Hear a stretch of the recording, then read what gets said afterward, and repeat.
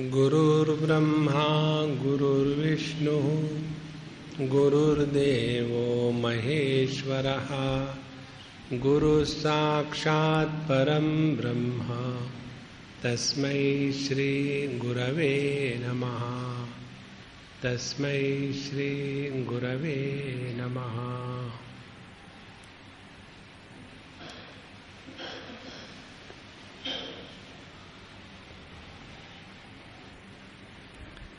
देव और दैत्य इन दोनों का संग्राम हमेशा चलते रहता है।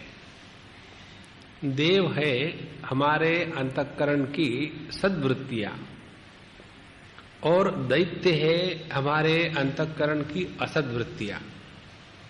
असद्वृत्ति माने जो परमात्मा को छोड़ करके हर एक के पीछे लगे रहती है, और सद्वृत्ति माने जो परमात्मा के प्रति समर्पित होकर के रहती है।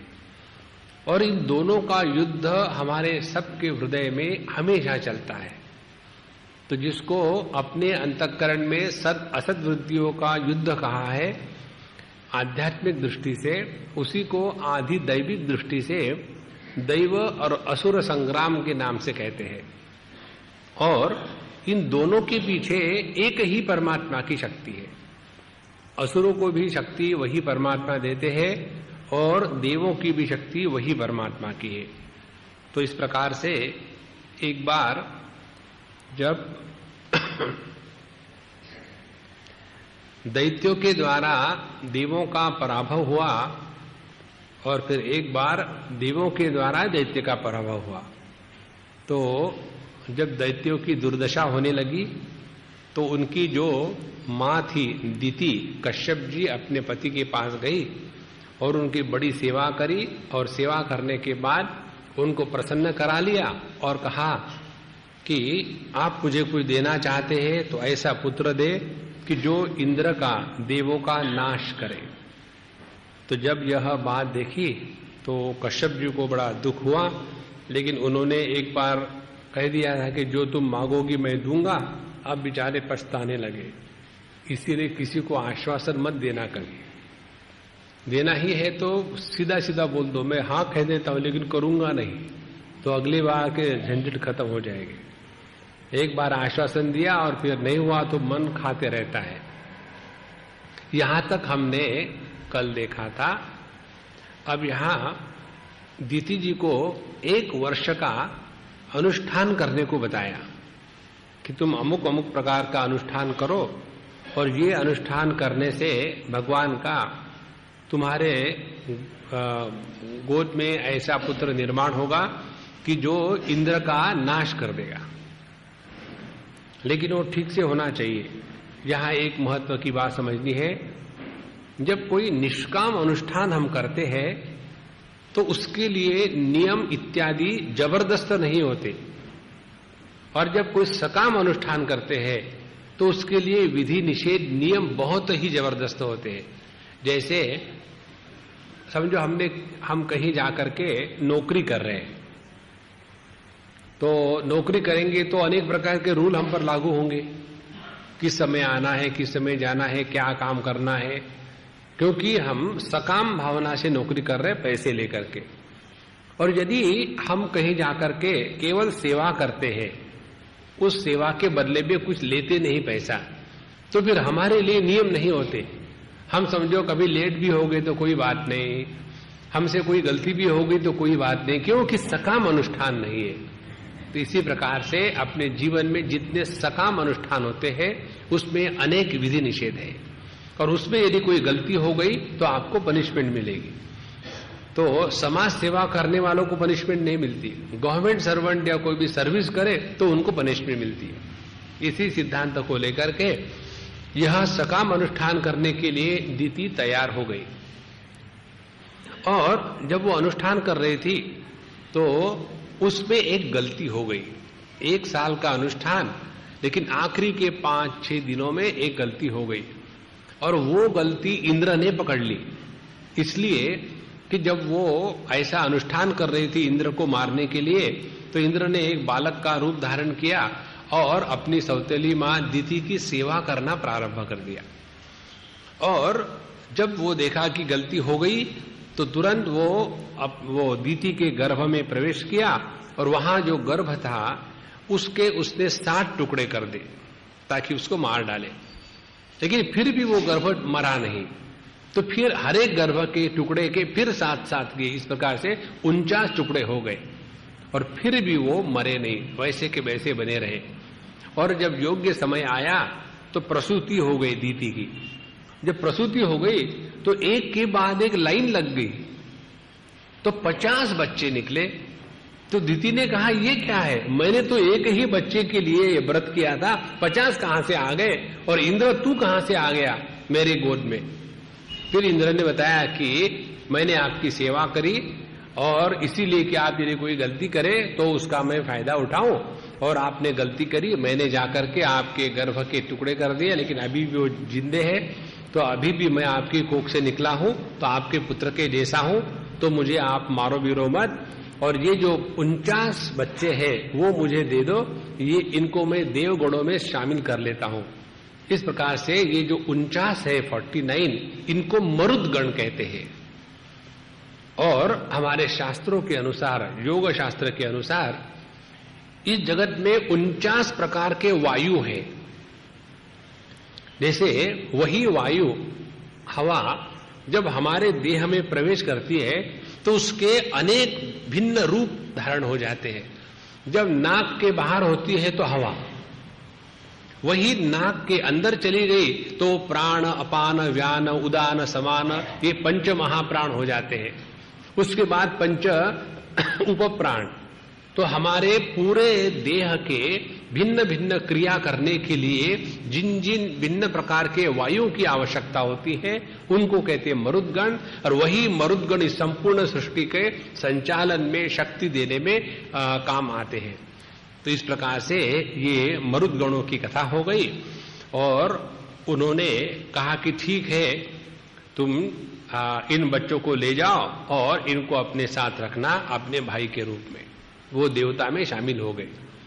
अब इसमें देखो कि दीति ने इंद्र को मारने के लिए भगवान की आराधना की, और भगवान की आराधना से जो पुत्र निर्माण होते हैं वो कभी भी विनाशकारी नहीं होंगे।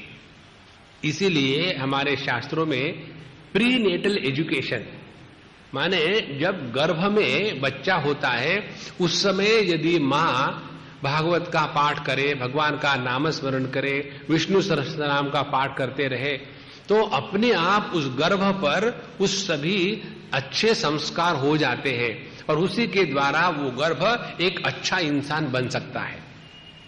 तो इस प्रकार से यह जो 7वां स्कंद प्रारंभ होता है, यहाँ 6वां स्कंद पूरा हो गया। और 6वें स्कंद के जो अंतिम अध्याय है 19वां अध्याय, उसमें उन्होंने पुंसवन व्रत का वर्णन किया है। उसके पश्चात अब 7वां स्कंद हम प्रारंभ करते हैं। यहाँ तक 6 स्कंद पूरे हो गए। 7वें स्कंद को कहते हैं ऊती स्कंद। ऊती का तात्पर्य है रक्षण करना, सहाय करना, क्रीड़ा, इच्छा इत्यादि। तो ये इसमें कैसे भगवान अपने भक्तों की सहायता करते हैं और क्या क्या हमारी रक्षा के लिए आवश्यक चीजें हैं, इसका वर्णन आता है। इस स्कंद में सब मिलाकर के 15 अध्याय है। और इस 15 अध्याय के पहले में ही परीक्षित जी प्रश्न पूछते हैं 6वें स्कंद की बातें सुनकर के कि भगवान आप हमको ये बताइए कि जब भी कुछ हो जाता है तो ये देवता लोग भगवान विष्णु के पास पहुंच जाते हैं और जाकर के बताते कि देखो ये दैत्य लोग हमको मार रहे हैं और हमको मदद करो। और ये भगवान भी ऐसे है कि ये देवताओं के लिए पक्षपाती है। तो यदि ये पक्षपात करते हैं तो ये कहे कि भगवान है, इनको तो सबके साथ समत्व का व्यवहार करना चाहिए। तो यह जो समत्व का व्यवहार इनके साथ नहीं है, तो ये भगवान के समत्व पर हमको संदेह होने लग गया है। क्योंकि निर्दोषन ही समम ब्रह्म, ब्रह्म परमात्मा निर्दोष है, समत्व है उनमें, इसमें कोई अपना कोई पराया ऐसा भाव नहीं है। तो इस मेरे शंका का आप निवारण कीजिए। इस पर सुखदेव जी महाराज उनके प्रश्न की तारीफ करके फिर बताते हैं कि देखो, भगवान के दृष्टि से कोई भी अपना, कोई भी पराया नहीं होता। जैसे बिजली के लिए बल्ब में जाकर के कोई उससे प्रकाश निकलवा ले, फैन में जाकर के वहां कोई गति निकलवा ले, या फ्रिज में जाकर के कोई ठंडक ले ले, या हीटर में जाकर के कोई गर्मी ले ले, या कंप्यूटर में जाकर के इंटरनेट ले ले, उससे बिजली से कोई राग द्वेष नहीं है, वो तो केवल शक्ति मात्र प्रदान कर रही है। उसी प्रकार से जैसे जैसे हम में गुणों का प्रभाव होता है, उन गुणों के प्रभाव के अनुसार उन गुणों को आधार देने के लिए ही परमात्मा है। तो जब हमारे हृदय में सत्व का प्राबल्य हो जाता है तो व्यक्ति के मन में अच्छे विचार आते हैं, भगवान का नामस्मरण करना चाहिए, चिड़चिड़ नहीं करनी चाहिए, शांत रहना चाहिए, सबके साथ प्रेम से रहना चाहिए। तो इसको भी भगवान ने ही समर्थन किया है। फिर कभी कभी हमारे मन में, अंतःकरण में रजोगुण का प्रभाव बढ़ जाता है। उस समय आदमी जैसे नींद से उठता है तो किसी को काटने को दौड़ता है। सुबह सुबह ही लोग कहते इनको क्या हो गया, सुबह सुबह उठ करके काट रहे हैं। तो उस समय रजोगुण प्रज्वलित हो गया है, तो उसका भी समर्थन वही परमात्मा करते हैं। और हमेशा के लिए हम लोगों में तमोगुण आता है, उठना क्या है, उठ के करेंगे क्या, तो वाई वेस्ट टाइम, सो जाओ और फिर लेट गए। तो जब तमोगुण हमारे इसमें ज्यादा हो जाता है तो उसको भी समर्थन वही परमात्मा करते हैं। इसीलिए ये जो हम कहते हैं कि भगवान देवताओं का या सुरों का ही केवल समर्थन करते हैं, ये बात गलत है।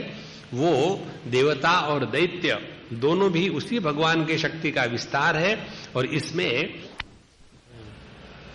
नारायण नारायण नारायण नारायण नारायण नारायण नारायण नारायण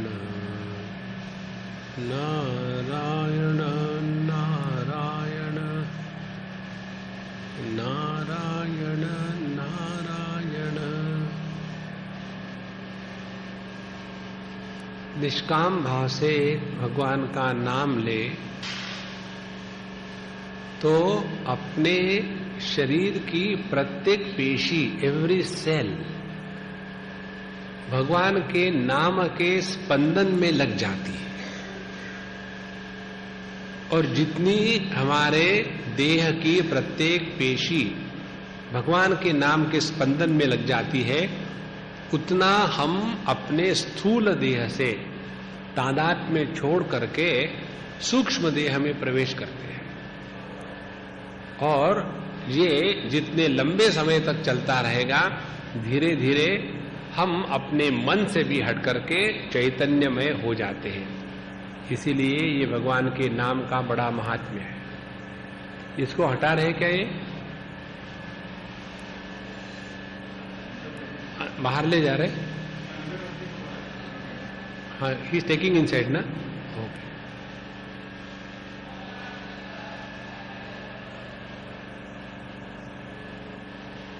क्योंकि कंपटीशन होगी, वो बोले कि मैं बोलूं कि वो बोलूं।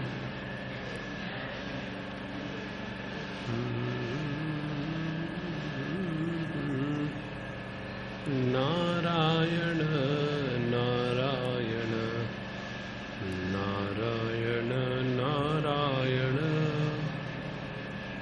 नारायण नारायण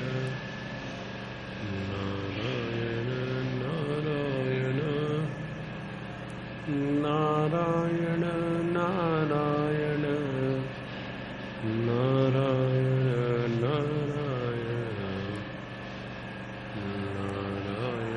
नारायण नारायण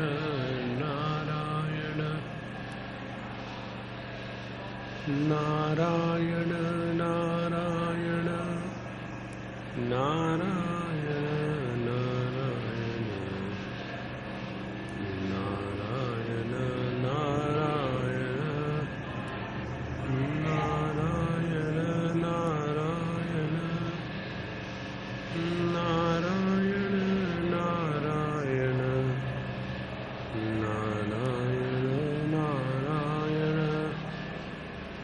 नारायण नारायण नारायण नारायण नारायण नारायण नारायण नारायण नारायण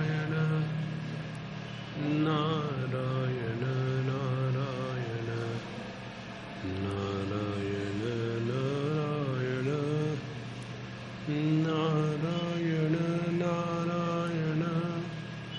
नारायण नारायण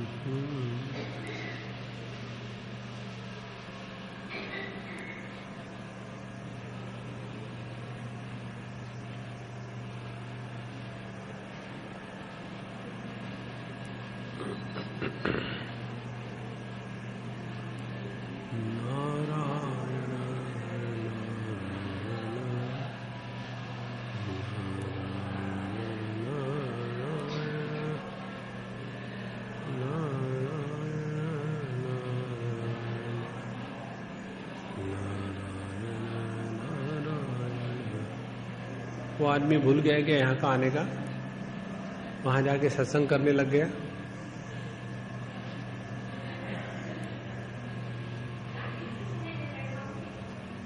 हाँ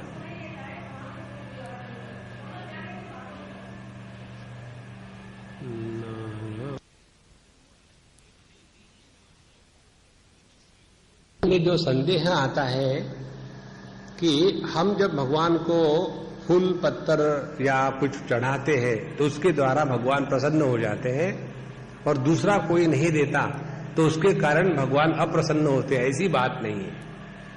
देखो, एक बड़ा सरल सिद्धांत है। जब हम भगवान को कुछ चढ़ाते हैं तो वो देने की क्रिया हमने की है, भगवान ने थोड़ी की है। तो जो देने की क्रिया हमने की है तो उसके कारण हमको ही लाभ होगा, भगवान को नहीं लाभ होता। उनको क्या चाहिए? उनके पास सब कुछ है। इस प्रकार से यह भगवान के समता विषमता को लेकर के जब परीक्षित जी ने प्रश्न किया तो उसको लेकर के कहते हैं सुखदेव जी महाराज कि सुनो, ऐसा ही प्रश्न भगवान के समत्व के बारे में युधिष्ठिर ने किया था नारद जी को, और उस समय नारद जी ने उनको उत्तर दिया था। इसमें एक महत्व की बात समझनी है। जब भौतिक जगत का ज्ञान हम एकत्र करना चाहते हैं तो उसके लिए यह जो माइक्रोस्कोप, दूरबीन, बुद्धि इत्यादि की आवश्यकता होती है। लेकिन जब हम आत्म तत्व का अनुसंधान करने लग जाते हैं तो जो उपकरण बाहर के जगत के लिए उपयोग में लाए जाते हैं वो हमारे अंतःकरण के पीछे रहने वाले तत्व को समझने के लिए उपयोग में नहीं आते।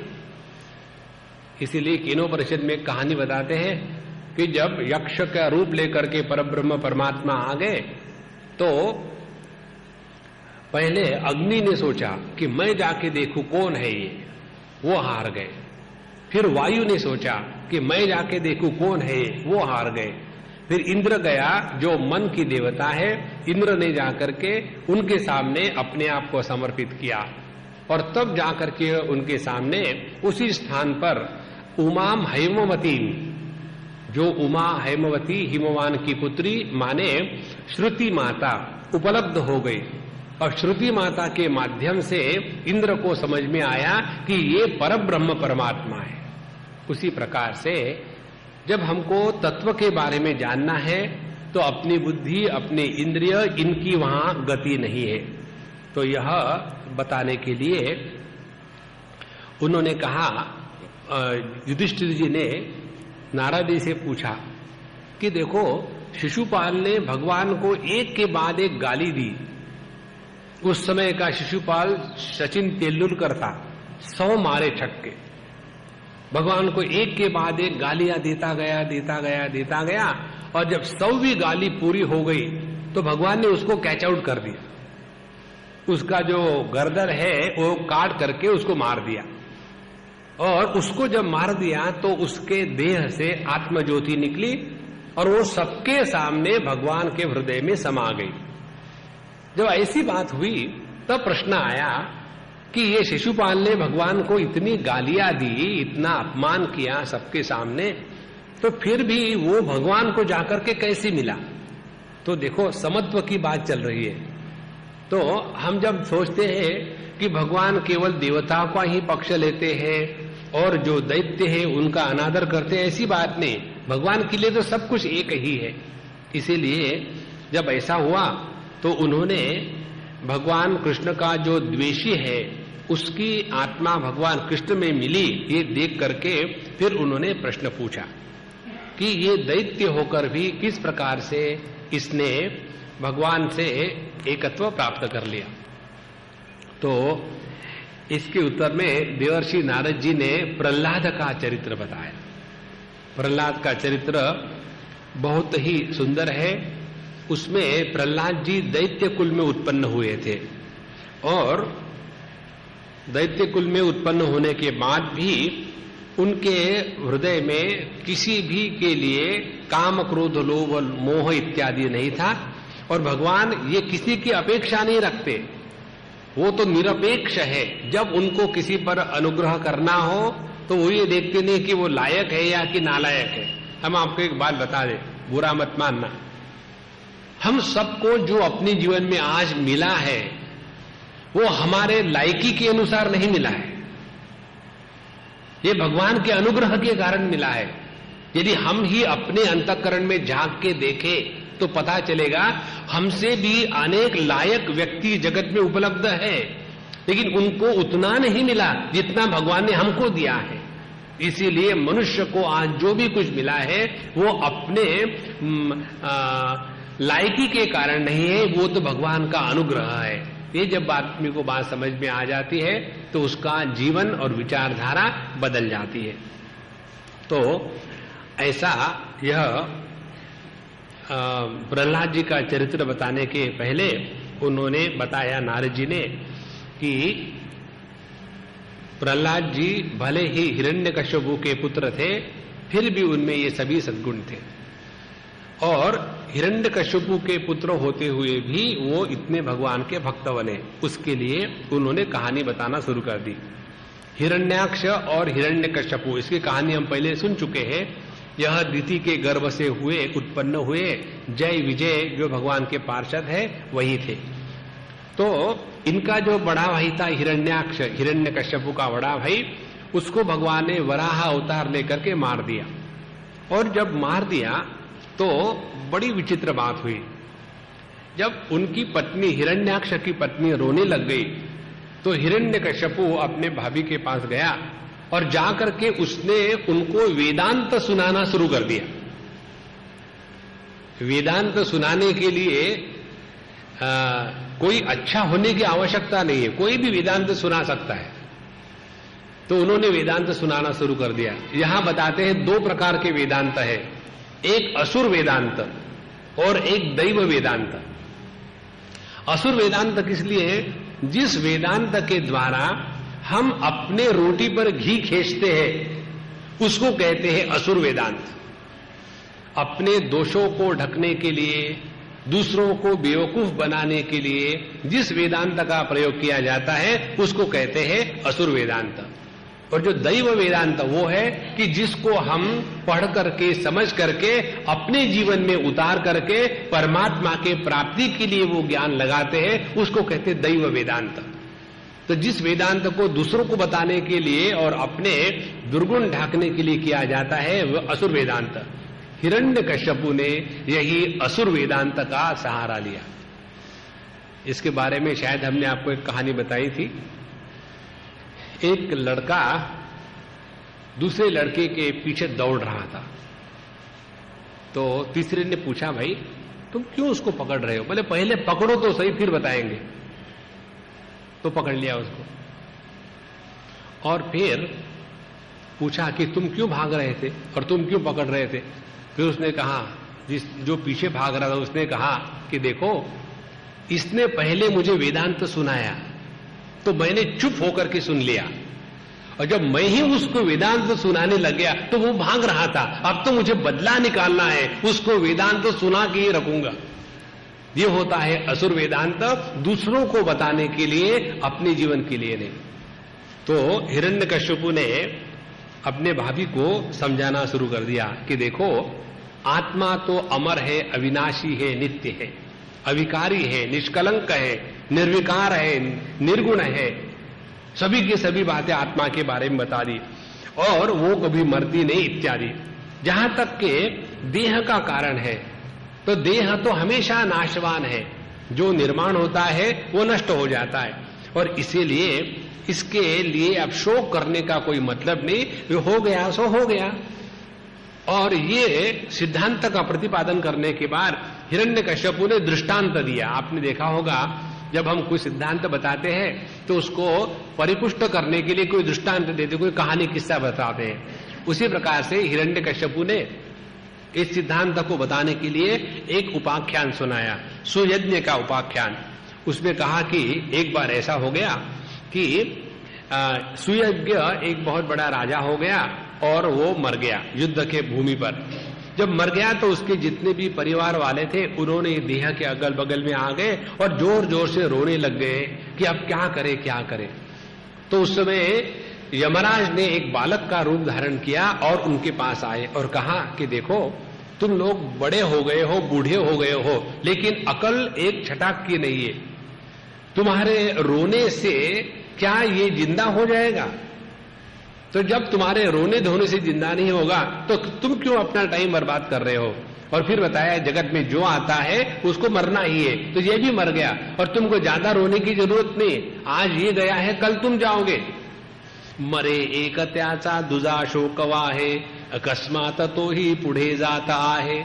हमारे समर्थ रामदास स्वामी कहते हैं, एक मर के वहां पड़ा हुआ है तो दूसरे रोते हैं कि अरे रामा, अब ये मर गया, अब क्या होगा? कोई ज्यादा जरूरत नहीं, तुम्हारी लाइन लगी हुई है, सिर्फ सवाल ये कि मालूम नहीं डेट ऑफ डिपार्चर कब है। इस प्रकार से उनको उपदेश किया, और ये उपदेश करने के बाद वो जो सुयज्ञ के अगल बगल लोग थे वो शांत हो गए। उसके बाद उन्होंने दूसरा उदाहरण दिया हिरण्यकश्यपु ने कि एक चिड़िया थी और एक चिड़ा था, उसका पति पत्नी दोनों, और वो कहीं जंगल में रहते थे और बाहर गए दाना चुगने के लिए, और वहां उनके जो बच्चे थे चूजे, वो वहीं बैठे हुए थे। और कहीं से एक वो चिड़िया पकड़ने वाला आया, उसने जाल फैलाया और उसमें दाने डाल दिए और चिड़ी के बच्चे दाने चुगने के लिए वहां चले गए। और जैसा देखा कि अपने बच्चे जाल में पड़े हुए हैं, इनकी इतनी मोह और आसक्ति थी अपने बच्चों के पास, वो भी जाकर के उसमें कूदे और बच्चों के साथ अपने को भी उन्होंने मरवा लिया। इस प्रकार से दो दृष्टांत देने के बाद कहा कि देखो, यह दुनिया ऐसी ही है, यदि आसक्ति होगी तो हम मरेंगे, और यदि दूसरा कोई मरा है तो वो मरते ही है, कोई नई बात नहीं। आज तक कितने मरे, तुम्हारा पति पहले बार थोड़ी मरा है। सब कुछ ज्ञान बताने के बाद हिरण्यकश्यपु की भाभी थी, उसको तसल्ली हो गई और वो शांत हो गई। अब इसका प्रभाव हिरण्यकश्यपु जिसने प्रवचन किया था उस पर क्या पड़ा, ये महत्व की बात है। देखो, प्रवचन करना एक बात होती है और ये देखना है कि प्रवचन का प्रभाव किस पर हो रहा। यदि हमने किए हुए प्रवचन का प्रभाव हमारे हृदय पर नहीं पड़ा तो हम असुर वेदांती हैं, ये इसका तात्पर्य है। देखो, सभी साधु संत जो है ना, हमको दिखने को तो लगता है कि लोगों को लेक्चर दे रहे हैं, लेकिन उनके प्रत्येक लेक्चर का प्रत्येक शब्द अपने लिए होता है, दूसरों के लिए नहीं होता। हमारे समर्थ रामदास स्वामी का जो मनोबोध है उसमें 205 श्लोक है, और उसको कहते हैं उन्होंने अपने मन को बोध किया है। मना सज्जना भक्ति पंथे चिजावे, तरी श्री हरि पाविजे तो स्वभावे, जनी निंद्यते सर्व सोडू निद्यावे, जनी वंद्यते सर्व भावे करावे। हे मन, इस प्रकार से तुम रहो, तुलसीदास जी महाराज ने पूरा रामायण का कंपोजिशन किया है, रामचरितमानस। उसमें भी वो कहते हैं स्वांत सुखाय तुलसी रघुनाथ गाथा। अपने सुख के लिए, परमात्मा के प्राप्ति के आनंद के लिए उन्होंने इस रामायण की रचना की है, लोगों में रामायण का प्रचार करने के लिए नहीं। क्या रामायण की कथा लोगों को मालूम नहीं थी? सबको मालूम है। इसीलिए जितना भी यह शास्त्रों का, वेदांत का जो उपदेश है, इसका प्रभाव अपने पर होना चाहिए, दूसरे पर नहीं। लेकिन ये बड़ी विचित्र बात है। एक बार हम बंबई में थे, अंधेरी में शायद, और द्वितीय अध्याय के ऊपर हमारे प्रवचन होने वाले थे। तो पहले दिन हमने इंट्रोडक्शन किया 1-1.5 घंटे का, और वो होने के बाद एक सिंधी अम्मा हमको मिलने के लिए आई। हम अभी भी याद करते हैं। और नमस्कार चमत्कार हुआ। उन्होंने कहा कि स्वामी जी, आपने आज जो लेक्चर बताया ना, एक एक उसका शब्द मेरे बहू के लिए है। हमने कहा मैया, तुम यहां होकर भी सुन नहीं रही हो अपने लिए, और तुम्हारी बहू घर में है उसके लिए है, और मैं जाकर के उसको बताऊंगा तो भी कुछ फायदा नहीं होगा। तो हम नॉर्मली क्या विचार करते हैं, जितना ज्ञान है दूसरों को देना, अपने लिए नहीं। जैसे कई बड़े लोग कहते स्वामी जी, विशेष करके पाश्चात्य देशों में चले जाओ, पाश्चात्य देशों की स्पिरिचुअलिटी अपने यहाँ की जैसी नहीं है। वहां की स्पिरिचुअलिटी कैसी है, बच्चों को पढ़ाओ, उनको आना चाहिए। वहां त्वमेव माता च पिता त्वमेव, उनको आना चाहिए, भगवान की प्रार्थना कैसी करनी है। और ये जो बड़े माँ बाप है, इनकी केस गई भी थी, अगले जन्म में देखेंगे। यह जो दूसरों के उद्धार करने के लिए धर्म का जो प्रचार होता है, इसके द्वारा दूसरे का तो उद्धार होता नहीं, अपना जरूर सत्यानाश हो जाता है। जगत का उद्धार करने के लिए भगवान अवतार लेते हैं। हमको तो जगत की सेवा करनी है, उद्धार नहीं करना। ये मूलभूत जो फर्क है, ये कई बार हम लोगों के समझ में नहीं आता। हम चाहते जगत का उद्धार करेंगे, क्या हम भगवान के अवतार है क्या? भगवान स्वयं कहते हैं कि परित्राणाय साधूनाम विनाशाय च दुष्कृताम, कि मैं अवतार लेता हूं जगत में। फिर हमको क्या करना है जगत के साथ? हमको तो जगत की सेवा करनी है। जो सेवा भाव से कार्य करेगा उसी का अपना उद्धार होगा। और वही भगवत गीता कहती है, उद्धरेदात्मनात्मानम नात्मानम अवसादेत। उद्धार किसी का करना है तो अपना उद्धार करो, पब्लिक की सेवा करो, पब्लिक के उद्धार में मत रहो। तो हिरण्यकश्यप में इस प्रकार से बहुत बढ़िया लेक्चर वगैरह दे दिया। अब ये होने के बाद उसके दिमाग में बात आई, अरे ये जैसी आत्मा अजर अमर है, उसका कभी नाश नहीं होता। अभी मैंने लेक्चर दिया, तो मैं भी अजर अमर देह के साथ क्यों ना बनूं? पहले लेक्चर क्या था? देह नश्वर है, आत्मा अमर है। अब इसमें एक उसमें नया वायरस निकाला, नया विकल्प निकाला। ऐसा संभव है क्या कि मैं देह के साथ अमर हो जाऊं? और फिर एक बार ये उसके दिमाग में आ गई बार, फिर उसके पीछे लग गया। राक्षसों में, दैत्यों में, बुरे लोगों में एकाग्रता की शक्ति होती है। तो वो एकाग्रता में लग करके इस असुर संकल्प को ले लिया और लग गया तपस्या करने के लिए। और इतनी जबरदस्त तपस्या करी कि उसके देह से अग्नि की ज्वाला प्रज्वलित होकर के स्वर्ग तक पहुंच गई। तो उस समय सभी देवता लोग गए ब्रह्मा जी के पास कि देखो ये ऐसी तपस्या कर रहा है हिरण्यकश्यप, और वो चाहता है ब्रह्मा बने, इसीलिए अपने आप को बचाओ। तो ब्रह्मा जी कहे ठीक है। वो गए हिरण्यकश्यप के पास। जब देखा उसका तपस्या का तेज, तो उनके मन में बड़ी प्रसन्नता हुई। उन्होंने अपने कमंडलों का पानी उस पर छीटा और वो फिर जागृत हो गया। उसका पूरा देह सुवर्णमय हो गया तपस्या के कारण। और फिर कहा कि देखो तुमने इतनी तपस्या की, इसके द्वारा तुमको क्या चाहिए? बोले मुझे अमरत्व चाहिए, मैं मरना नहीं चाहता हूं, मैं अमर हो जाऊं। तो ब्रह्मा जी ने कहा यह संभव नहीं है, जो पैदा हुआ है उसको मरना ही है, तो दूसरा वर मांगो। ये अशक्य अनुष्ठान का वर नहीं दे सकते हम। फिर उसने विचार किया क्या किया जाए, क्या किया जाए। फिर उसको लगा हम बड़े इंटेलिजेंट हैं। हर बेवकूफ को यही लगता है कि हम इंटेलिजेंट हैं।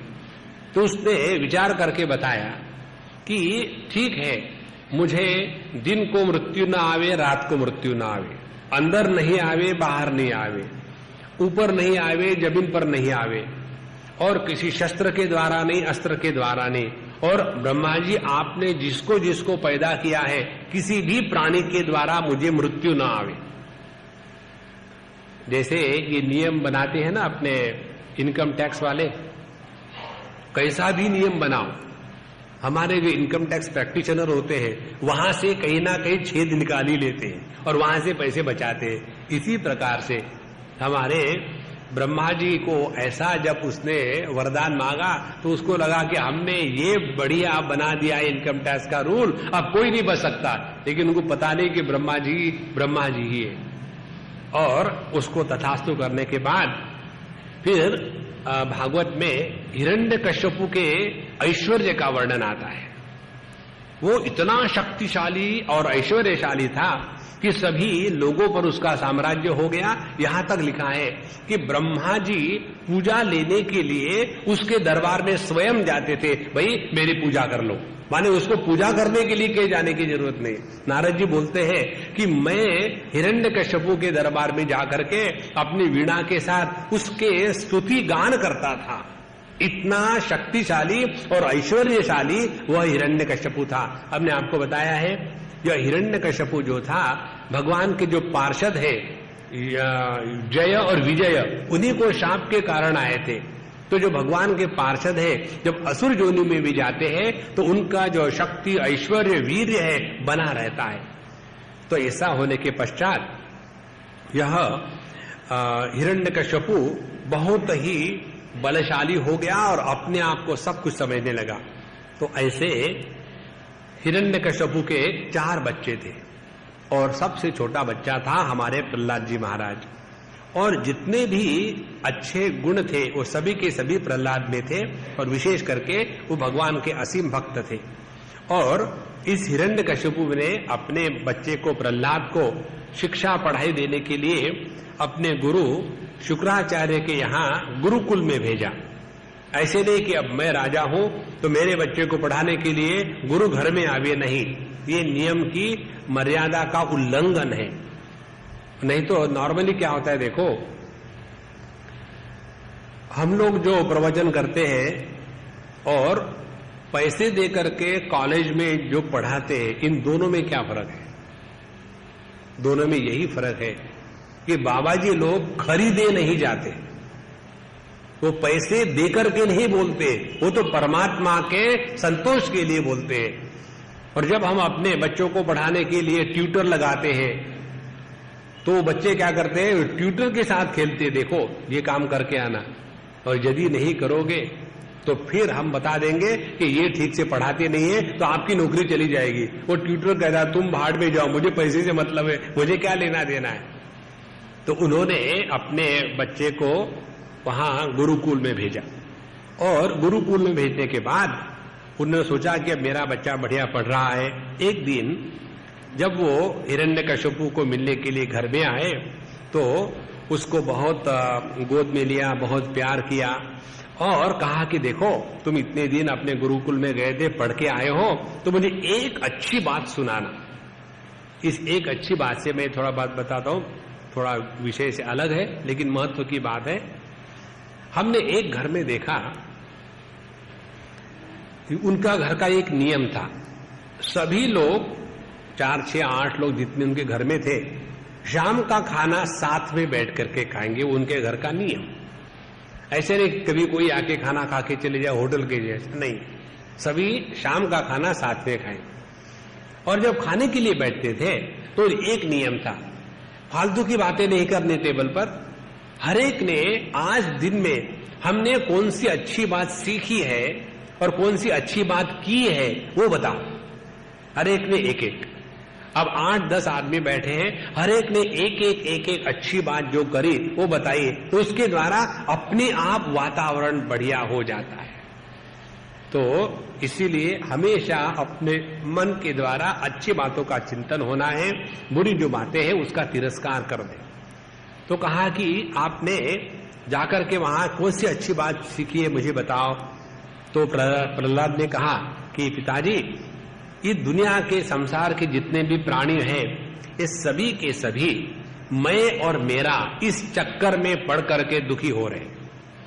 और जब तक के व्यक्ति मैं और मेरा के चक्कर में पड़ के दुखी हो रहे हैं, उनको कभी सुख नहीं मिल सकता।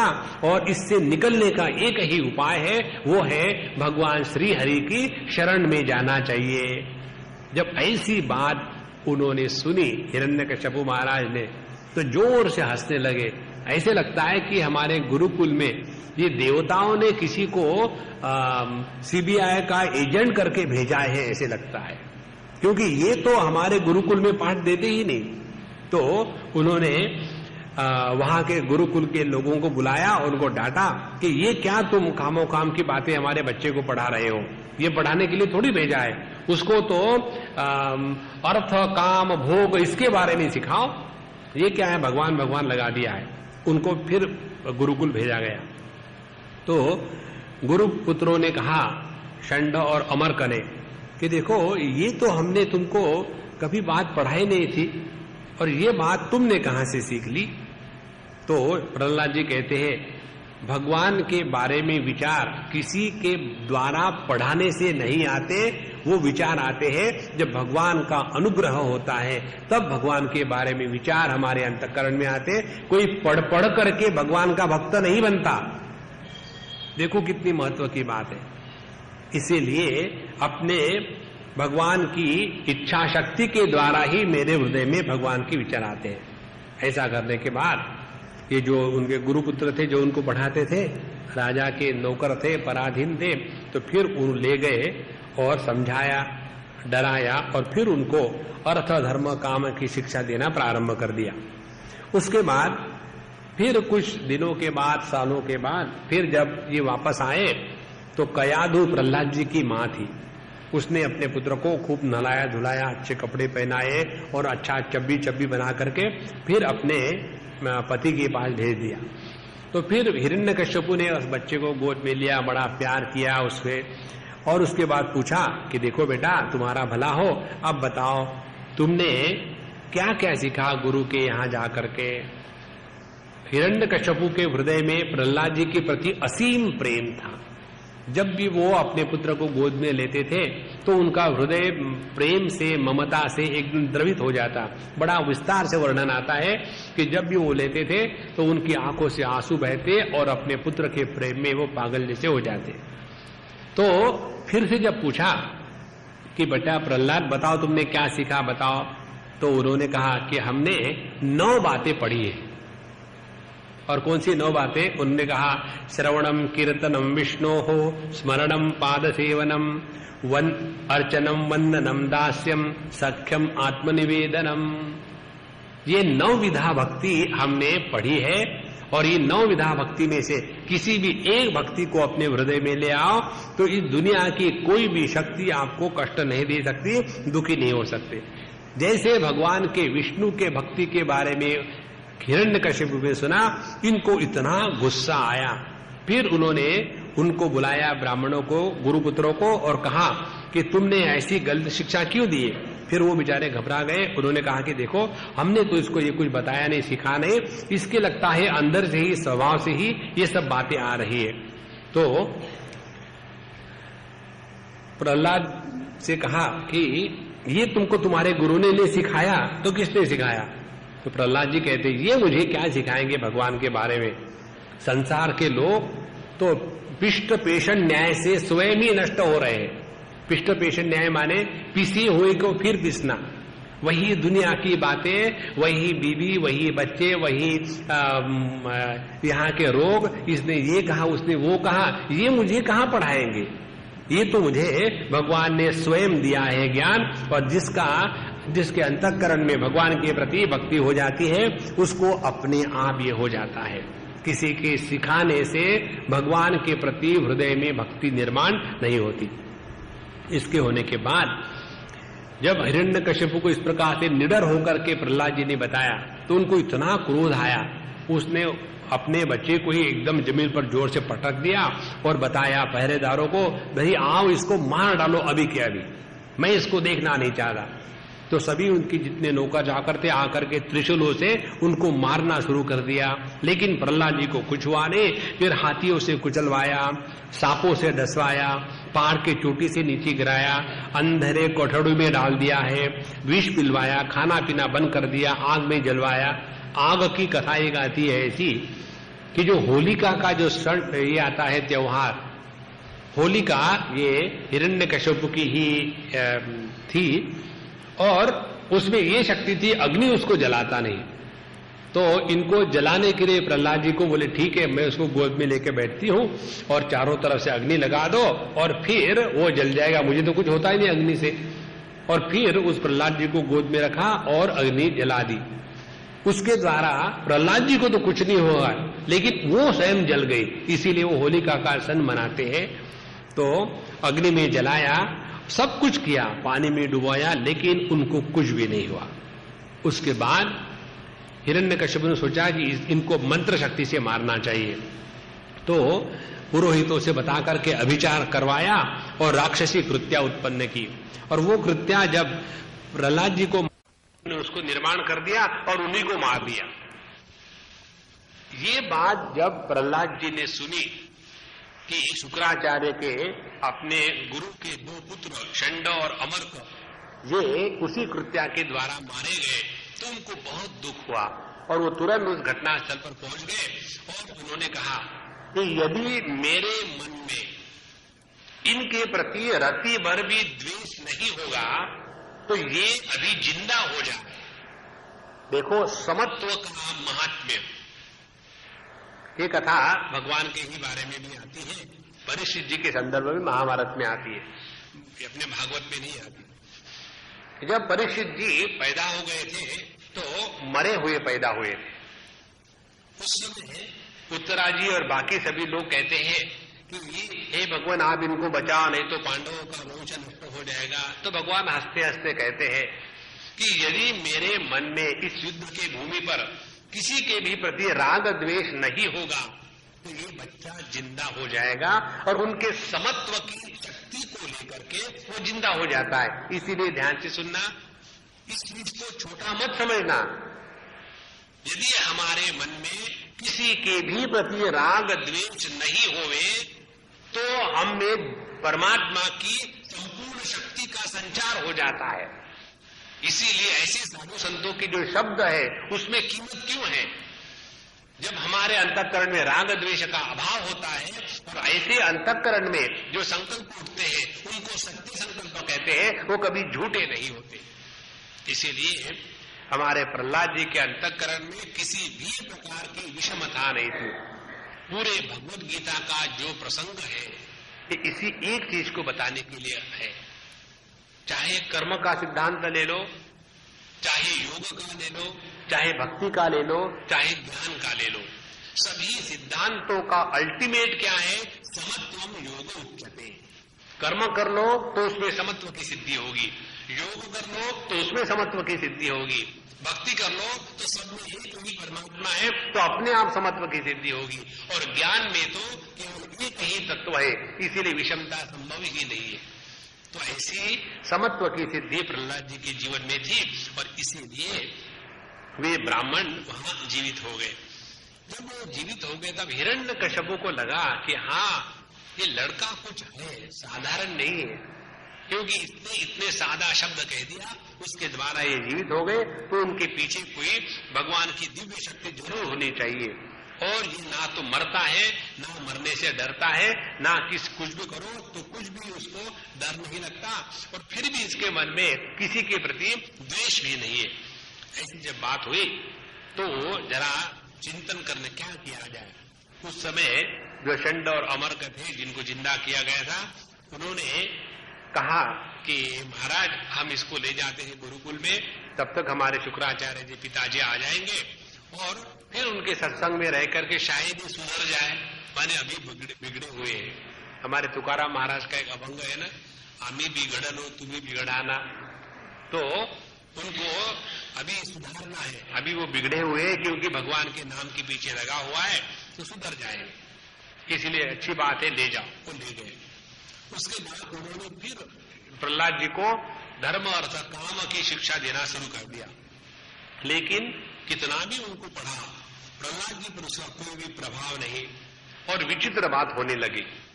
उसके बाद प्रहलाद जी वहां क्लासेस कंडक्ट करने लग गए और सभी के सभी जितने असुरों के बालक है वो इनके अगल बगल में बैठने लगे और टीचरों के पास कोई जाता ही नहीं था। और वो कहते थे कौमार आचरेत प्राज्ञ धर्मान भागवतान दुर्लभम मानुषम जन्म तदप्य अध्रुवम अर्थम। कहते हैं कि हे असुर बालकों, इसी उम्र में हम भगवान के प्रति समर्पित होना सीख लें, क्योंकि मनुष्य जन्म का सार्थक इसी में है। और कोई व्यक्ति ये सोचे कि बुढ़ापे में जाकर के भगवान की भक्ति करेंगे तो बुढ़ापे में जाकर के अपने घुटनों की भक्ति होती है, यहाँ बड़ा दर्द होता है, बाकी सब ठीक है। और कभी कभी ये दर्द जो है ना ये यहाँ आ जाता है, जब यहाँ आ जाता है ना तो ऐसा दर्द होता है स्वामी जी। और जो इतनी एकाग्रता से अपने दर्दों की दर्द भरी कहानी कर रहा है वो कहाँ भगवान की कहानी सुनेगा। इसीलिए अभी बचपन से ही इस भगवान के प्रति भक्ति करना शुरू कर दो, इसी में अपना हित है। इस प्रकार से जब उन्होंने अपने सभी वहां के दैत्य बालकों को ये सिखाया तो सभी बच्चों ने कहा कि प्रहलाद, तुम भी हमारे ही जैसे हो, इसी गुरुकुल में रहते हो, तुमको ये सब ज्ञान कहां से मिला, हमको भी आश्चर्य हो रहा। तो प्रहलाद जी ने बताया कि देखो, मैं तुमको अपने जन्म की कहानी सुनाता हूं। उन्होंने कहा कि जब मेरे पिताजी हिरण्यकश्यपु तपस्या करने के लिए चले गए, क्योंकि उनको अजर अमर होना था, तो उस समय कोई राजा था नहीं, तो सभी देवताओं ने आकर के दैत्यों पे फिर हमला बोल दिया। और उस समय ये बात हुई कि मेरी माँ कयाधु, इसको भी देवता लोग उठा करके ले जा रहे थे। तो उस समय उधर से नारद जी आए। नारद जी ने कहा देखो, ये गर्भवती स्त्री है, इसको ले जाना धर्मशास्त्र के विरुद्ध है, इसीलिए तुम इसको स्पर्श मत करो। और फिर नारद जी मेरी माँ को और मुझे, मैं जिनके गर्भ में था, अपने आश्रम में ले गए और वहां जाकर के उन्होंने उनको आशीर्वाद दिया कि तुमको इच्छा प्रसूति होगी, जब तुम चाहोगी तभी तुम्हारी प्रसूति होगी, अन्यथा यू कैन होल्ड। और ये उनको आशीर्वाद मिलने के बाद वो रोज भागवत कथा मुझे मेरी माँ को सुनाते थे। और इस प्रकार से अनेक महीनों तक मैंने भागवत कथा का श्रवण किया है, भागवत धर्म का अनुष्ठान किया है अपने माँ के गर्भ में। और जब प्रसूति हो गई, मेरे पिताजी तपस्या करके वापस आ गए, मेरी माँ तो सब भूल गई, लेकिन मैंने गर्भ में जो शिक्षा प्राप्त की वो अभी भी मेरे साथ है, और उसी के कारण मैं ये सब कुछ आपको बता रहा हूं। जब ऐसी बात प्रहलाद जी के मुख से सभी असुर बालकों ने सुनी तो उनको लगा कि हाँ, ये कोई थ्रिलिंग लाइफ है ना। और उसके बाद वो उनके बहुत ही नजदीक आने लगे और उन्होंने बताया प्रहलाद जी ने कि देखो, भक्ति के जैसा सरल मार्ग दुनिया में और कोई नहीं है, ये देखो हम सबके लिए है। हमारे हृदय में आकाश है, 3 प्रकार के आकाश होते हैं, कल परसों हमने आपको बताया, भूताकाश बाहर का, दूसरा है चित्ताकाश, हमारे चित्त में रहने वाला। जैसे हमने स्मरण किया मन में कि हम एक हाथी पर बैठ करके दौड़ रहे हैं, तो ये हाथी, उस पर हम बैठे दौड़ रहे, ये कहां हो रहा है, ये चित्त में जो आकाश है उसमें हो रहा है। तो एक होता भूताकाश, दूसरा चित्ताकाश, तीसरा होता चिदाकाश। चिदाकाश माने वह शुद्ध चैतन्य परमात्मा अपने हृदय में जो है वो।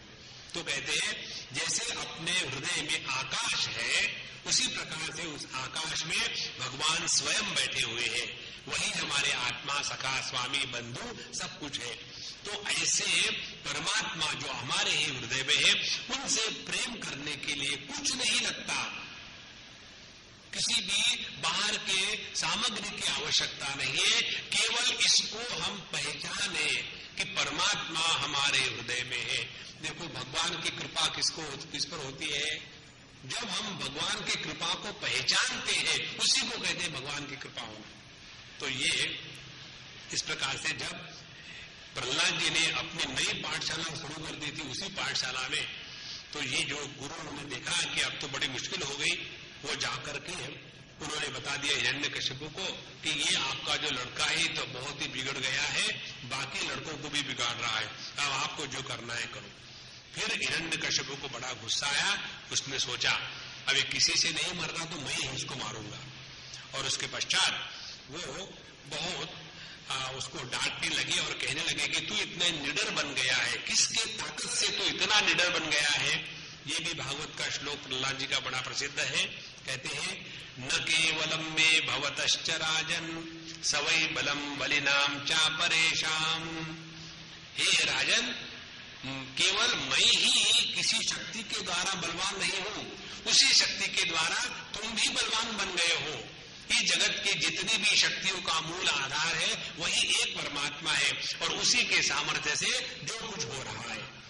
इस प्रकार से ये जगत में छोटी से छोटी चींटी ले लो या बड़े से बड़े ब्रह्मा जी ले लो, किसी प्रकार का ब्राह्मण क्षत्रिय वैश्य शूद्र और कोई भी हो, सबके पीछे वही एक परमात्मा की शक्ति है, वही सबका एक बल है। इस प्रकार से जब उन्होंने अपने पुत्र से सुना भगवान का नाम कीर्तन और गुणगान, तो उनको बहुत गुस्सा आया और वही एक खंभा था लकड़ी का। तो उसने कहा कि क्या इस लकड़ी के खंभे में तुम्हारे भगवान है, और उसको जोर से डूसा लगाया। तो उसी समय में एकदम वो जो खंभा भंग हो गया और उसमें से भगवान नरसिंह जी प्रकट हो गए। और जब वो प्रकट हो गए तो इन दोनों का बड़ा जबरदस्त युद्ध हुआ, नरसिंह भगवान और हिरण्यकश्यपु का। उसके बाद उन्होंने उसको उठाया, अपने गोद में रखा और देहली पर जाकर के उसको अपने नाखूनों से फाड़ा और जितने उसके आंत थे अंदर के इंटेस्टाइन्स अपने गले में लगाया, खून चाटना शुरू कर दिया और भगवान का वो भयानक क्रूर रूप देखो। एक संत से हमने सीखा है, यदि हमारे मन में काम भावना प्रबल हो जाती है तो उस समय भगवान के रुद्र स्वरूप का ध्यान करना चाहिए।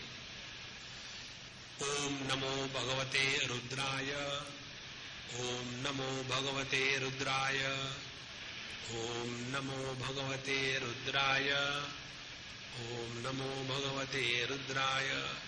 भगवान शिव ने, भगवान रुद्र ने काम को दहन कर दिया था। और यदि हमारे मन में क्रोध निर्माण होता है तो अपने क्रोध को शांत करने के लिए भगवान नरसिंह के नाम का जप करना चाहिए। ओम नमो भगवते नरसिंहाय, ओम नमो भगवते नरसिंहाय। क्योंकि उनके क्रोध के उस रूप के सामने अपना क्रोध अपने आप शांत हो जाता है। तो ऐसा ये भगवान का दिव्य भव्य भयानक रूप देखा। और उसके बाद उसको मारने के पश्चात भगवान स्वयं हिरण्यकश्यप के सिंहासन पर बैठ लिए, क्योंकि उस पर प्रहलाद को बैठना था तो पहले पवित्र कर दिया। जब ऐसा हो गया कि हिरण्यकश्यप का वध हो गया, सभी देवता लोग आए, भगवान की स्तुति वगैरह करी और उसके पश्चात सभी देवताओं ने कहा लक्ष्मी जी को, चलो अपने पति को मनाओ, उनको शांत करो, बहुत भयानक लग रहे, हम लोग डर रहे हैं। उस समय लक्ष्मी जी कहती है, साक्षात श्री प्रेषिता देवै ही दृष्ट्वा तन महत अद्भुतम अदृष्ट्वा अश्रुत पूर्वत्वा साम न उपेयाय शंकिता। लक्ष्मी जी ने जब उनका जो भयानक रूप देखा, बोले ये मेरे पति नहीं हो सकते, मैं इनके पास नहीं जा सकती, वो भी घबरा गई। उस समय ब्रह्मा जी कहते हैं प्रहलाद जी को कि देखो तुम्हारे ही कारण भगवान प्रकट हो गए, तुम चले जाओ। तो भगवान के सामने, नरसिंह भगवान के सामने प्रहलाद जी गए, भगवान ने उनको उठाया और अपने जिह्वा से उनको चाटा, प्यार किया और उसके बाद वो बड़े शांत हो गए। और भगवान ने स्तुति की भगवान की, प्रहलाद जी ने भगवान की स्तुति की। और ये जो स्तुति है इसमें से एक दो बातें हम लोगों को सीखने जैसी है। वो कहते हैं कि किसी व्यक्ति के पास यदि धन हो, कुलीनता हो, रूप हो, तपस्या हो, विद्या हो और ओज हो, तेजस हो, प्रभाव हो, बल हो, पौरुष हो, बुद्धि हो, भोग हो, 12 बातें हो और वो ब्राह्मण कुलों में उत्पन्न हो गया हो, लेकिन यदि वो भगवान का भक्त नहीं हो तो ये सब व्यर्थ है। देखो कितनी महत्व की बात। और यदि कोई व्यक्ति में ऊपर के कोई भी गुण नहीं हो, लेकिन यदि वह भगवान का भक्त है तो उसके लिए आप कुछ भी कर सकते हैं। तो ऐसे भगवान आप मुझ पर भी कृपा किए हैं और ऐसे ही कृपा मुझ पर करते रहिए। कहते आपने ही संतुष्ट होकर के गजेंद्र पर भी बड़ी कृपा करी थी। इस प्रकार से जो अनेक स्तुतियां हैं भागवत में, ये प्रहलाद जी की स्तुति भी बहुत ही सुंदर है और अद्भुत है। इस प्रकार से जब यह स्तुति हो गई तो आगे कहते हैं कि जो संत महात्मा है भगवान के सब गुणों को जानते हैं और इसीलिए सभी के सभी संत महात्मा विरमंती शब्दात, वो मौन रह करके शांत रह करके इस जगत में जीते हैं, क्योंकि उनको भगवान के इस सौधार्य पर, भगवान के अनुग्रह पर किसी भी प्रकार का संदेह नहीं होता। वो हमेशा भगवान के स्मरण चिंतन में मस्त रहते, इसीलिए भगवान के सामने जाकर के कुछ मांगते नहीं। देखो एक बढ़िया बात है, जितना लंबा और जितने लंबे समय तक का नमस्कार होता है उतनी भगवान के सामने लिस्ट लंबी होती है। भगवान एक इसको करना, दो इसको करना, चौथी बात क्या थी, वेट भगवान वेट, और इसको भी कर देना, और पूरी की पूरी लंबी की लंबी लिस्ट भगवान के सामने रखी। अरे भैया उनको सब मालूम है हमारे लिए क्या आवश्यक है, वो देते हैं, मांगने की कोई आवश्यकता नहीं।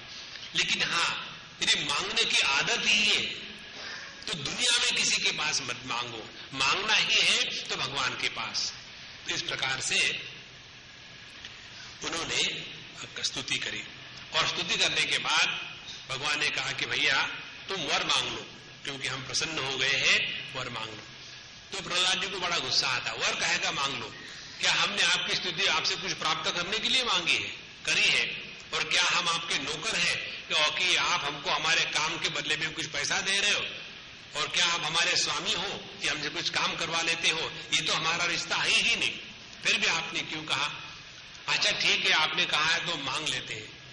हे भगवान हमको ऐसा आशीर्वाद दो कि हमारे मन में किसी से कोई भी चीज मांगने की कामना ना हो। देखो ऐसा ही प्रसंग तुकाराम महाराज के जीवन में आता है। उनके जीवन में बताते हैं कि उनको मिलने के लिए भगवान ने रुद्धि सिद्धि भेजी थी कि जाओ उनको जो भी चाहिए दे देना। ये दोनों आ गई माताएं और कहा कि भगवान हमको भगवान ने भेजा है वैकुंठ से, तो आपको जो चाहिए मांग लो, हम रुद्धि सिद्धि है। उन्होंने कहा मुझे तो कुछ नहीं चाहिए, चले जाओ। लेकिन बोले हम तो नहीं जाएंगे, क्योंकि हम वैसे जाएंगे तो हमको डांट पड़ेगी, हमने तुमको काम के लिए भेजा था, क्यों दिया नहीं? वे बोले ठीक है रुको थोड़ी देर, और फिर ये अपने कीर्तन में मस्त हो गए। और फिर उन्होंने हाँ आप मुझे याद आए, एक चीज मुझे दे देना। क्या? जब वापस जाओगी तो फिर वापस मत आना, चली जाओ हमेशा के। इस जगत से कुछ मत मांगो, बिल्कुल नहीं। यदि मांगना ही है तो केवल परमात्मा को। जितनी हमारी परमात्मा प्राप्ति की इच्छा प्रबल हो जाती है उतनी हमारी साधना अपने आप चलती है। हमारी साधना आगे न बढ़ने का कारण यही है कि भगवान के प्राप्ति की इच्छा ही हमारे मन में इतनी प्रबल नहीं है। भगवान रामकृष्ण जी के जीवन में आता है, उनका शिष्य नरेंद्र, उसको बड़ा आश्चर्य लगा कि देखो माँ आपसे तो बात करती, हमसे क्यों नहीं बात करती? बोले तुम उतनी उत्कंठा से नहीं माँ से बात करते हो इसलिए। बोले कितनी उत्कंठा चाहिए? हम भी चाहते हैं वो हमसे बात करें। बोले ठीक है बाद में बताएंगे, चलो अब नहा लेते हैं। नहाने के लिए गए तो उन्होंने अपने शिष्य की गर्दन पानी के नीचे ले गए तो वहां रखा थोड़ी देर के लिए। अब कब तक आदमी पानी नीचे रह सकता है? और ऐसा तड़प रहा था, आपने कहा ये मरेगा तो उसको छोड़ दिया। और जब बाहर आया उसके बाद पूछा जब तुम पानी में थे उस समय हवा के लिए जितने तड़प रहे थे, क्या इतनी तड़प तुम्हारे हृदय में भगवान की प्राप्ति की है? हमारे भगवान की प्राप्ति कैसी है? हमारे समय अखंडानंद जी बताते थे कि हम बड़े सेठ जी हैं और सेठानी खड़ी हुई है, उसके ऊपर सोना चांदी लटक रहा है और हमारे गोद में दो बच्चे हैं, एक की उंगली कान में दूसरे की उंगली नाक में, और उस समय हम 500 की नोटें गिन रहे हैं और सामने भगवान आके खड़े हो गए, वेट फॉर सम टाइम क्योंकि मुझे गिनना है। ऐसे हमको भगवान के दर्शन चाहिए तो कहां मिलेंगे? तो हे भगवान आपको देना ही है, तो मेरे मन में कभी ये भावना न आए कि मैं किसी से कुछ मांगू। ये मांगने की जो बात है मेरे हृदय से निकाल दीजिए। और जहां तक कि कुछ देना है आपको, तो मेरे जो पिताजी हैं हिरण्यकशिपु, उन्होंने आपकी बड़ी निंदा करी, वो सब कुछ ठीक है, लेकिन उनका मंगल हो जाए, उनके अंग प्रत्यंग का मंगल हो जाए, उनके 10 इंद्रियों का मंगल हो जाए, उनके अंतःकरण का मंगल हो जाए, उनमें रहने वाले पंचभूतों का मंगल हो जाए। इस प्रकार से उस जीवात्मा का भी आप मंगल कर दो। भगवान ने कहा कि तुम्हारे जैसा पुत्र जिसको प्राप्त हुआ है उसका मंगल ही होगा, बिना तुम्हारे कहने से भी उसका मंगल होगा। इसीलिए बच्चों की यही अपने माता पिता के प्रति बहुत बड़ी दक्षिणा है कि हमारा जीवन ऐसा हो कि जिसके द्वारा हमारे माता पिता हम पर नाज कर सके कि ये मेरा बच्चा है, कहने में उनको शर्म नहीं आनी चाहिए, आनंद होना चाहिए। इस प्रकार से प्रहलाद जी का राज्य भगवान ने स्थापित कर दिया और भगवान वहां से चले गए। उसके बाद हम लोग 7वें अध्याय में स्कंद में आते हैं। वहां 15 अध्याय है, उसमें 5 अध्याय में आध्यात्मिक, आदि दैविक और आदि भौतिक, इस प्रकार से जीवन का वर्णन बताया है। अपने स्तुति के बाद भगवान ने व्यक्ति के जीवन में जो भिन्न भिन्न अनेक जन्मों के संस्कार होते हैं उसको किस प्रकार से निवारण किया जाए, ये बताने के लिए युधिष्ठिर जी ने नारद जी से प्रश्न किया था धर्म के संबंधी। तो धर्म वो है जो हमारे जीवन को धारण करता है। धारणा धर्म माने हमारा देह का व्यवहार ऐसा हो कि जिसके द्वारा हमारी प्राण ज्योति बनी रहे, हमारे हाथों पैरों का व्यवहार ऐसा हो कि जिसके द्वारा हमारा जीवन सुचारू रूप से चले, हमारे वाणी में ऐसी शक्ति हो कि हम अनावश्यक न बोले, केवल योग्य बात ही बोले। ये सभी की सभी शक्तियां अपने धर्म के द्वारा ही जीवन में आती है। और यदि हम ऐसा नहीं करेंगे तो अपने जीवन की मर्यादा टूट जाती है। जिस व्यक्ति के जीवन में मर्यादा का अनादर होता है उस व्यक्ति का जीवन धीरे धीरे पशु तुल्य हो जाता है, और पशु तुल्य जीवन जिसका हो गया वह मनुष्य होकर भी अपने आप को बर्बाद कर लेता है। इसके बारे में एक बताते हैं, जैसे अपने कपड़े साफ सुथरे हो और साफ सुथरे कपड़ों के प्रति अपने मन में आदर हो, तो हम कहीं बैठना हो तो 10 बार सोचेंगे ये कपड़े तो गंदे नहीं हो जाएंगे। उसी प्रकार से यदि हमको अपने अंतःकरण के शुद्धि के प्रति जागृति हो और जैसे कपड़े के साफ सफाई के प्रति हमारे मन में महात्म्य आने के बाद हम कहीं जाकर के नहीं बैठते, उसी प्रकार से यदि अपने अंतःकरण के शुद्धि के बारे में हमारे अंतःकरण में महात्म्य जागृत हो गया तो हमेशा हम ध्यान रखेंगे कि लोगों की बुराई करके हम अंतःकरण में गंदगी तो नहीं ला रहे, हम कहीं किसी को गाली गलौज करके अपने अंतःकरण को गंदा तो नहीं कर रहे, हम दुनिया का चिंतन करके हम अपने अंतःकरण में गंदगी तो इकट्ठा नहीं कर रहे। इस प्रकार से हमारा ध्यान हमेशा अंतःकरण की शुद्धि पर रहेगा। हमने आपको पहले दूसरे दिन शायद बताया था, हम में से कितने ऐसे हैं कि जो भगवान के सामने आकर के ये कहते हैं कि भगवान मेरे अंतःकरण को इतना शुद्ध पवित्र कर दो कि उसी के माध्यम से आपकी महिमा परिपूर्ण रूप से अभिव्यक्त होवे। कभी नहीं। हमारी प्रार्थना होती है भगवान हमारे हृदय में ये बच्चों का कचरा है उसको निकाल करके पति के कचरे को ले आओ। भगवान को मांगते कहा है? यदि कुछ मांगना ही है तो अपने अंतःकरण को शुद्ध बना ले, और शुद्ध अंतःकरण को कहते वसुदेव शब्दितम, और इसी वसुदेव के माध्यम से जो पैदा होता है उसको कहते वासुदेव। तो शुद्ध अंतःकरण में ही परमात्मा की परिपूर्ण अभिव्यक्ति होती है। जहां अंतःकरण अशुद्ध है वहां परमात्मा की अभिव्यक्ति होती है लेकिन अपूर्ण होती है, और इस अपूर्ण अभिव्यक्ति को ही जीव भाव कहते हैं। इस प्रकार से हमको अपने जीवन को शासन से चलाना है, और स्वयं संचालित शासन को कहते हैं धर्म। जो डिसिप्लिन हमने अपने ऊपर स्वयं लाद ली है, वो जो बंधन है स्वयं के द्वारा स्वीकृत बंधन, वो कभी भी हमको बंधन का अनुभव नहीं देता।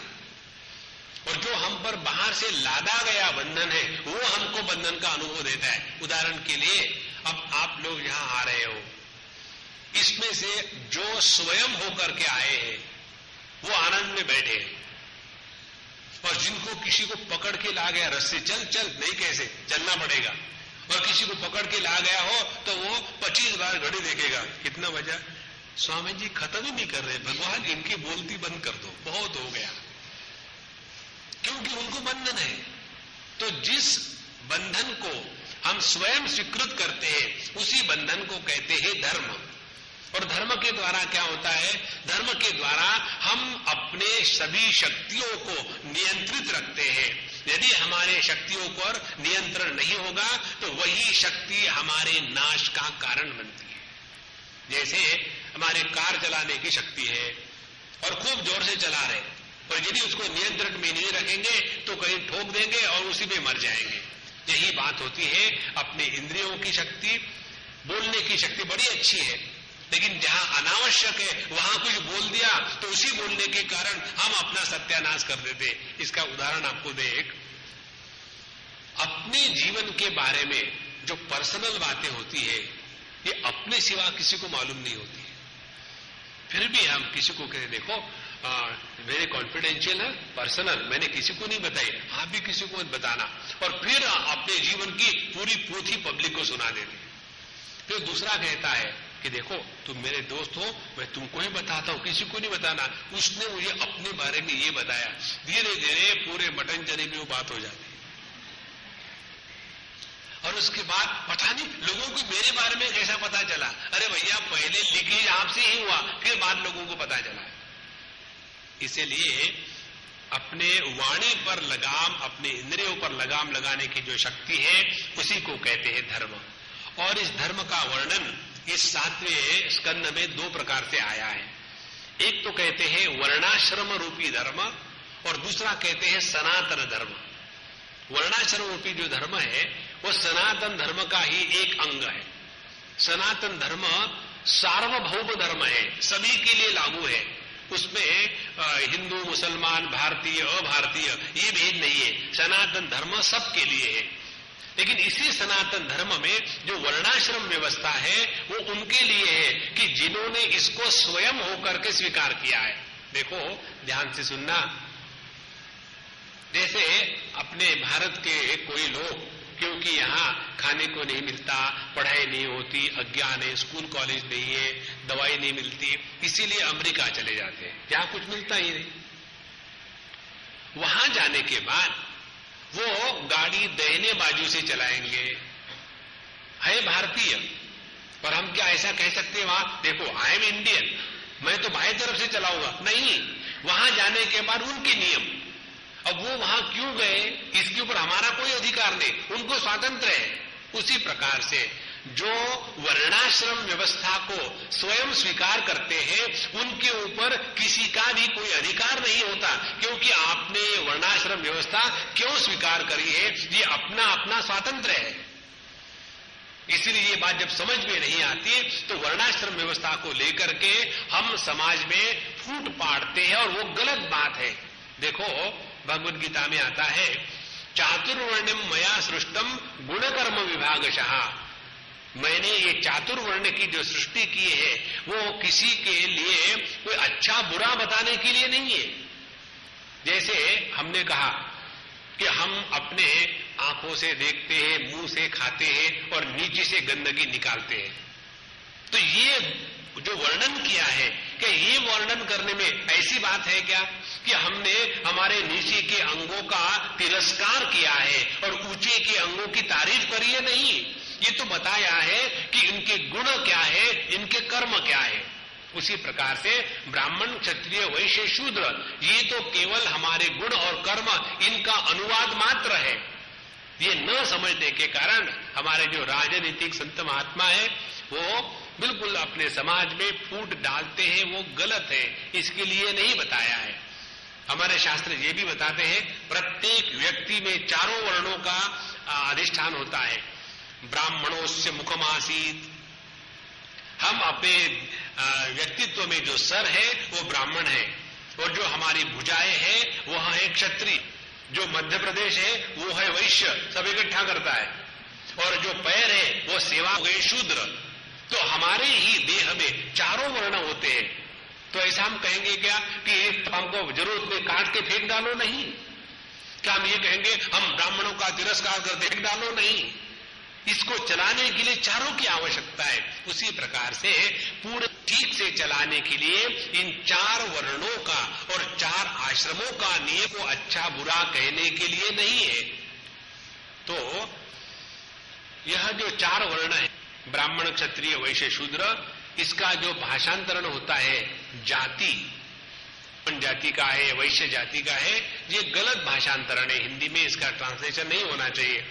जाति है आकार को, मनुष्य जाति, पशु जाति, पक्षी जाति, वनस्पति जाति। तो ये वर्णनात् वर्ण, जिसके द्वारा किसी का वर्णन हो सके उसको वर्ण कहते हैं।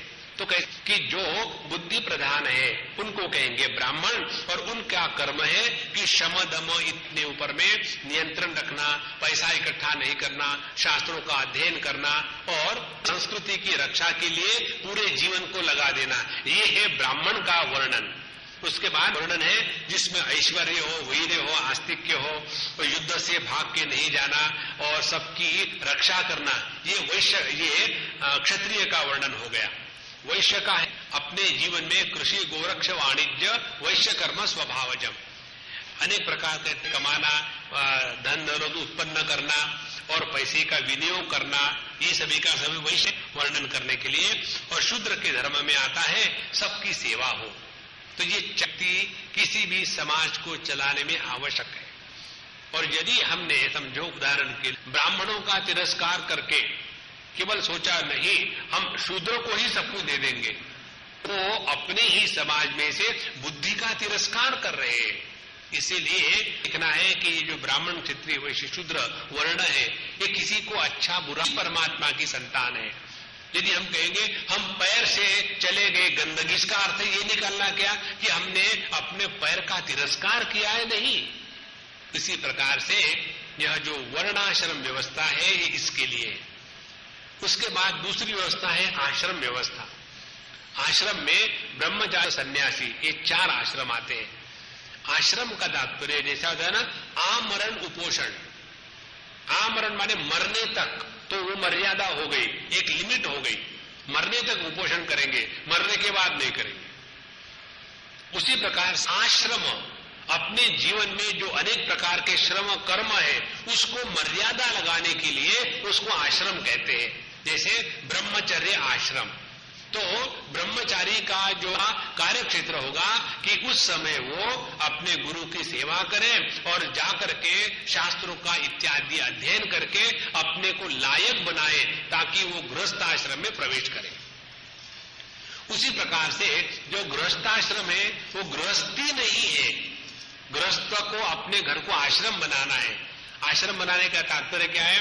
गृहस्थ आश्रम में हमको धर्म, अर्थ, काम, मोक्ष चारों प्रकार के पुरुषार्थ प्राप्त करने का शास्त्र का विधान है। और इसीलिए सभी चीजें मिलेगी तो उसके साथ कोई न कोई कर्तव्य भी लग जाता है। तो गृहस्थों का ये कर्तव्य बनता है कि जो ब्रह्मचारी है, वानप्रस्थी है और सन्यासी है, इनकी देखभाल करने की जिम्मेदारी गृहस्थ की होती है। इस प्रकार से अपने जीवन में मर्यादा से रहना है। फिर आते हैं वानप्रस्थाश्रम। इस वानप्रस्थाश्रम में जीवन अभ्यास होना है। जब गृहस्थी में रहते हैं तो उस समय हर चीज के लिए पति पत्नी को डांटेगा और कहीं पत्नी पति को डांटेगी। इस प्रकार से परस्परम डांटयंता श्रेय परम वापसत, एक दूसरे से डांट डांट करके जीवन को चलाते हैं। एक बार आपने वानप्रस्थाश्रम में प्रवेश कर लिया तो उसके बाद अब किसी को कुछ मांगना नहीं, जीवन को एकदम स्वतंत्र रखना है, किसी से कोई सेवा नहीं लेना। सेवा नहीं लेना ये सीखने के लिए वानप्रस्थाश्रम होता है। अच्छा, हम एक बार केदारनाथ गए थे और वहां जाने के बाद हमारे साथ कोई 4 या 6 ऐसे कपल थे कि जो 60 नॉट आउट थे। तो हमने कहा चलो आप लोगों की फिर से शादी कराए थे, डबल शादी। तो वही शिव जी के मंदिर में हमने उन कपल्स की शादी करा दी। वहां कुछ 2-4 मंत्र गए और उन्होंने माला एक्सचेंज करी, शादी हो गई। शादी होने के बाद एक अम्मा ने पूछा, स्वामी जी आपने शादी तो करा दी, लेकिन बताओ तो इसका मतलब क्या है। हमने कहा मतलब ये है, अभी तक यदि पति आपको डांटता होगा, आप सुनती होगी, तो आज के बाद आप इनको डांटो, ये सुनेंगे। इस प्रकार से ड्यूटी चेंज हो गई। अब किसी से सेवा मत लेना। तो वानप्रस्थाश्रम का तात्पर्य है उसमें तपस्या और त्याग का अभ्यास करना है। और उसके पश्चात संन्यास आश्रम आता है, जहां जाने के बाद व्यक्ति के जीवन में त्याग की पराकाष्ठा और सिद्धि हो जाती है। इस प्रकार से मनुष्य के जीवन को बनाने के लिए यह वर्णाश्रम व्यवस्था की है। अब जिसको ये स्वीकार नहीं है मत करो स्वीकार, कोई कंपल्सरी थोड़ी है। लेकिन जो इसमें है उनको बताना कि तुम भी मत करो, ये गलत बात है। इसीलिए जिनको समझो अमेरिका जाकर के वहां रहना है तो उनको स्वातंत्र रहने दो। ये क्यों कहे कि वो लोग क्यों अमेरिका जाते हैं और दाहिने बाजू से ड्राइव करते, इंडिया में रहो बाएं बाजू से ड्राइव, कोई जरूरत नहीं। That is their freedom. इसी प्रकार से हमको ये समझना है कि ये जो वर्णाश्रम व्यवस्था है एक ऐसे समाज का चित्र है जिसमें सभी समझ करके रहें और एक दूसरे के साथ रह करके अपने समाज की उन्नति करें। और देखो ये अभी भी वैसा ही है, चाहे भी करे, इसको नष्ट नहीं कर सकते, क्योंकि ये वास्तविकता है। जैसे कोई ये कल्पना करे कि हम इस जगत से ये जो एनिमल्स का क्लासिफिकेशन हुआ है, वर्टेब्रेट्स वर्सेस नॉन वर्टेब्रेट्स, हड्डी वाले बिना हड्डी वाले, और हड्डी वाले जो है फिर उसमें जो है मैमल्स है और फिर एवियंस है, फिर एम्फीबियंस है, उनको अलग कर दे। ये तो ऐसा ही है, ऐसा ही रहेगा। उसी प्रकार से इस संसार में कोई बुद्धि प्रधान लोग है, कोई कर्म प्रधान है, कोई व्यवसाय प्रधान है और कोई सेवा प्रधान है। तो इस प्रकार से यह ब्राह्मण क्षत्रिय वैश्य शूद्र और ब्रह्मचारी गृहस्थ वानप्रस्थ सन्यासी ये अपने जीवन के परिवार को प्रदान करने के लिए बनाया गया चित्र है। इसके द्वारा सबका भला होगा, नुकसान किसी का नहीं होगा। क्या होगा, जो बुद्धि का कार्य है उसको करने के लिए किसी बेवकूफ को रख दो तो वो कार्य होगा नहीं और फिर उस पूरे कार्य का सत्यानाश हो जाएगा। हमको याद है, हमको बचपन में एक स्कूल में टीचर पढ़ाती थी अंग्रेजी, और उसको अंग्रेजी बिल्कुल नहीं आते, लेकिन उसको अपॉइंटमेंट मिल गया क्योंकि अनेक क्वालिफिकेशन है, स्पेशल कैडर और स्पेशल कैटेगरी, और ये चाहे वो लायक हो या नालायक हो उसको टीचर बना दिया। और हम लोगों को बड़ा मजा आता था और अंग्रेजी पढ़ाती थी। अंग्रेजी पढ़ाए में teacher are you empty, I want to talk to you. तो टीचर कहेंगे not now, I am not empty, don't you see me behind the class. और कभी कभी उसको गुस्सा आ जाता था। गुस्सा आने के बाद both of three get out, both of three get out, just wait a minute, in 2 minutes I will come in 5 minutes, wait. तो यदि हम योग्य स्थान पर योग्य व्यक्ति को रखें तो समाज का भला अपना भला होता है। इसके लिए यह समाज में वर्णाश्रम की व्यवस्था बताई है। उसके पश्चात एक बहुत कही है, ये कहा है यदि किसी भी व्यक्ति में ब्राह्मण के लक्षण हो और यदि वो ब्राह्मण के कुल में पैदा नहीं हुआ हो फिर भी उसको ब्राह्मण के रूप में स्वीकार करना चाहिए। देखो, यदि किसी व्यक्ति में क्षत्रिय के लक्षण हो, भले वो क्षत्रिय के घर में पैदा नहीं हुआ हो फिर भी उसको स्वीकार करना है, और किसी व्यक्ति में वैश्य के लक्षण हो, भले वो वैश्य कुल में उत्पन्न नहीं हुआ फिर भी उसको वैश्य। इस प्रकार से गुण और कर्म इसकी प्रधानता से ही अपने जीवन को चलाना है। ये न समझने के कारण हमने सोचा है कि चलो डॉक्टरी करने से बड़ा अच्छा पैसा मिलता है, डॉक्टर बनेंगे। लेकिन पहले देखो तो सही अपनी क्या हैसियत है। यदि खून देखने के बाद चक्कर आ जाती है तो डॉक्टर मत बनो, पेशेंट बनो, डॉक्टर बनने की। इसलिए यस्य जलक्षणम प्रोक्तम पुंसो वर्णाभिव्यंजकम तदन्यत्रापि दृश्येत तत्तेनैव विनिर्दिशेत। जिसके लक्षण जहां दिखते हैं उसको उसी प्रकार से स्वीकार किया जाए। और फिर संन्यास धर्म का जो वर्णन करते हैं उसमें बताते हैं संन्यास भी 4-5 प्रकार का होता है। एक होता है विविदिशा संन्यास, जिसमें जिज्ञासा जागृत होने के बाद जो संन्यास लिया जाता है उनको विविदिशा संन्यास। ये जो पीले कपड़े वाले ब्रह्मचारी है उनको विविदिशा सन्यासी कहते हैं। उसके बाद विद्वत संन्यास होता है, ज्ञान प्राप्त कर लिया है उनको विद्वत संन्यास।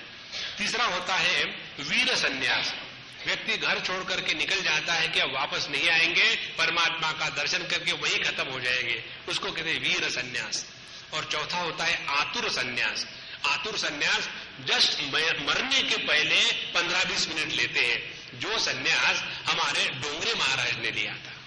डोंगरे महाराज गृहस्थ थे और उनका भी जीवन बड़ा दिव्य रहा, जैसे भगवान रामकृष्ण का जीवन रहा। भले वो शादीशुदा थे लेकिन उनके जीवन में वैसा कोई भी प्रसंग नहीं था जो गृहस्थों के जीवन में होते हैं। तो उन्होंने भी मरने के पहले यह जो आतुर संन्यास है वो ले लिया था मरणासन्न अवस्था में। इस प्रकार से नारद जी ने यह जो वर्णाश्रम धर्म का उपदेश किया, उसके पश्चात फिर सनातन के उपदेश में तो वो सभी बातें हैं जिसके द्वारा मनुष्य मनुष्य के जैसा रहे, पशु ना बने, ये बताने के लिए। और उसके पश्चात फिर और अवधूत का एक उपाख्यान आता है जिसको प्रहलाद जी जाकर के प्रश्न पूछेंगे, और वो जो प्रसंग है इस 7वें स्कंध का उसको हम कर लेंगे। अब यही विराम करते हैं। ओम पूर्णमदः पूर्णमिदं पूर्णात् पूर्णमुदच्यते पूर्णस्य पूर्णमादाय पूर्णमेवावशिष्यते। ओम शांति शांति शांति। हरि ओम। श्री गुरुभ्यो नमः। हरि ओम।